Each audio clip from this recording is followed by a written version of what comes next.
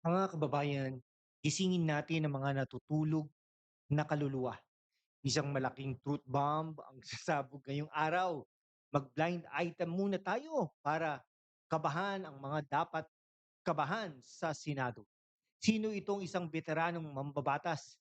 Kilala sa kanyang malalim at tila may tonong boses, may hilig pumorma na parang laging nasa fashion show, na biglang nag-iiyak, nag-aalala at nagdarasal daw para sa kapakanan ng mga taga Mindanao. Kulang na lang magsuot ng sako at mag-abo sa ulo sa tindi ng pag-alala. Sino ito? Sino pa? Eh di si Senador Chis Escudero. O bakit biglang naging madasalin ang ating Lodi? Bakit biglang lumambot ang puso sa Mindanao? Ano ito? Genuine compassion? Political survival? Dahil sa papalapit na naman na tapatan sa pamumuno at ang kinakaharap niyang mga usapin sa ombudsman ukol sa preliminary investigation ng Graft at Planter. Kabachis, wag mong daanin ha sa mabulaklak na salita ang sambayan ng Pilipino. Kilala ka namin, pero tignan nyo ang kaibahan habang ang iba dyan ay abala sa pag-iingay at pag-iwas sa totoong issue.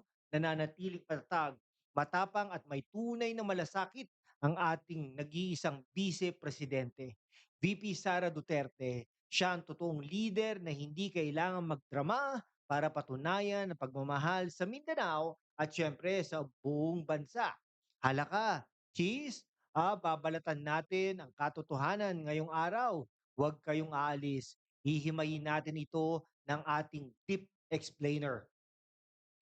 Bakit ko ba ito binubuhay? Bakit kailangang marinig ito ng mga ordinaryong mamamayan, ng mga OFWs natin, nagpapakapagod sa abroad, at ang mga kabataang naghahanap no, sa totoong direksyon ng bansa? Dahil ang perang pinaglalaruan sa mga political na sarswela sa Maynila ay pera ninyo, pera ng taong bayan. Kapag ang mga tradisyonal na politiko o trapo ay nag-uumpisa ng gumamit ng pangalan ng isang reyon, partikular ang Mindanao, para sa kanilang sariling political image dynamic, ibig sabihin niyan, may tinatago silang strategy para ilihis ang inyong atensyon. Ganyan sila kabalat sibuyas kapag nasusukol. Ganyan sila katakot sa tapang ng isang tunay na Duterte. Bago natin pasukin ang pinakamainit na detalye, mga kababayan, ha? Sandali lang. Sa mundong ito kung saan ang kasinungalingan ay nangingibabaw, ang katotohanan ang unang sinisikil ng mga makapangyarihan. Pero kasama kayo, ang ating solid na komunidad. Magpapatuloy tayo sa laban. Walang takot, walang kinikilingan, at laging handa para sa bayan. Pindutin nyo na yan, ha? Join button sa ibaba. Sumali na sa aking YouTube membership dito sa hashtag #WalkWithLan at tulungan natin ang channel na ito na maabot ang ating target ng 100,000 subscribers. Ipakita natin ang lakas ng puwersa ng katotohanan. Ang inyong suporta, ang susi sa ating kalayaan para ipagpatuloy ang pagbabalita ng walang takot at walang preno. Nag-subscribe ka na, i-share mo ang video na ito ha, at kita-kits tayo sa laban. Ngayon pumasok na tayo sa karne ng ating talakayan. Pasok sa Deep Explainer. Anong meron kay Cheese Escudero? Biglang nag-alala sa kapakanan ng Mindanao. Sus Mariosep, teka muna, Senador Escudero, noong mga nakaraang buwan at taon na nangangailangan ng pondo, atensyon at totoong depensa ang Mindanao laban sa mga mapagpanggap na sektor. Nasaan ang boses mo? Bakit tila napaka-neutral mo? Bakit parang laging safe ang mga pahayag mo? Ngayon may nagaganap na balasahan at gulo sa liderato ng Senado. Ngayon nagkakagulo ang mga paksyon sa pagitan ng Cayetano Black at Gatchalian Black. Bigla kang lalabas at magpapakita ng malagsad to na pag-alala. Huwag mo kaming lokohin, Cheese. Tell it to the Marines, but not to the analytical youth of this country. Tignan natin ang record. Ayon sa mga ulat, ang Office of the Ombudsman ay may mga hinahawakang reklamong graft at plunder na dumaan na sa fact-finding stage laban sa ilang opisyal at pilit na iniugnay ang mga issue ng flood control. Imbis na harapin ang mga totoong legal na aspeto, anong ginagawa ng ilang mambabatas? gagawa ng ingay, gagamitin ng emosyon ng mga taga Mindanao. Sasabihin, nagdarasal kami para sa kapakanan ninyo. Hoy, ang kailangan ng Mindanao ay hindi ang pakitang tao mong dasal para sa kamera. Ang kailangan ng Mindanao ay hustisya, suporta sa infrastruktura at paggalang sa kanilang mga leader. Ipara natin yan sa tapang at paninindigan ha, ni Vice President Sara Duterte. Si VP Sara kahit kaliwat kanan ang ibinabato sa kanyang articles of impeachment sa Kongreso na halatang halata namang politikal na manipulasyon para gipitin siya bago ang susunod na eleksyon, nananatiling tuwid ang tayo. Hindi umiiyak sa media, hindi nagpapakita ng peking emosyon. Sinagot ang kanyang kampo ang mga paratang ng buong tapang. Kaya siya ang tunay na lodi na may malasakit. Bakit? Dahil hindi niya iniiwan ang kanyang mga prinsipyo para lang makisabay sa agos na kung sino nakaupo sa puder.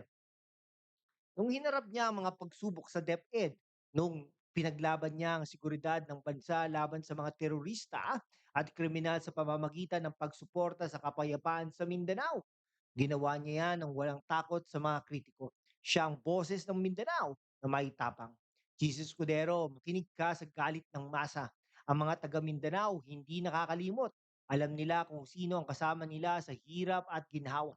At alam nila kung sino ang sumusulpot lang kapag may media coverage at kapag kailangang magpabango ng pangalan. Huwag mong gamiting panakip butas ang Mindanao sa sarili mong mga political na pagkukulang.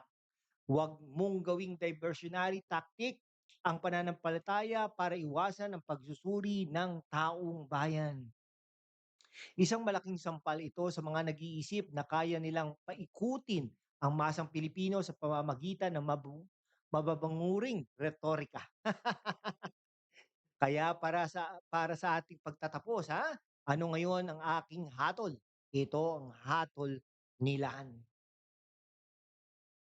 Ang tunay na pinuno nakikita sa gawa sa gitna ng unos, hindi sa ganda ng talumpati kapag may dumarating na krisis sa sariling karera. Si Senador Chis Escudero ay nagpapakita ng tipikal na galaw ng isang tradisyonal na politiko. Mahusay mag-analisa kung saan iihip ang hangin, mabilis mag-adjust ng kanyang emosyon para maging kaaya-aya sa publiko. Pero sa panahong ito, ang taong 2026, ang mga Pilipino ay hindi na basta-basta nadadaan sa paimbabaw na drama.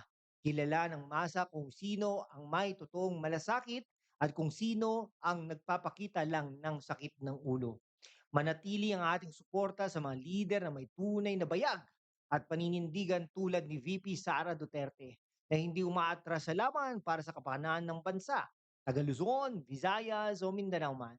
Kaya cheese, payong kapatid lang, ayusin mo muna mga usapin sa Senado, bumalik ka sa majority, ha? Sagutin ang mga dapat sagutin sa ombudsman at tigilan ang paggamit sa Mindanao bilang iyong political na props. Dahil ang hatol ng kasaysayan at ng taong bayan na hindi mo makukuha sa ganda ng iyong boses. Iyan ang katotohanan na ayaw nilang marinig nyo ha. Pero dito sa ating channel, ibibigay natin ng buong buo. Mag-subscribe na mga kaibigan, mag-like at mag-comment ng inyong mga salubin sa ibaba. Ako si Lan at ito ang katotohanan dito sa #WalkWithLan. Hanggang sa susunod na tapatan mga kababayan. Maraming salamat at hanggang sa muli.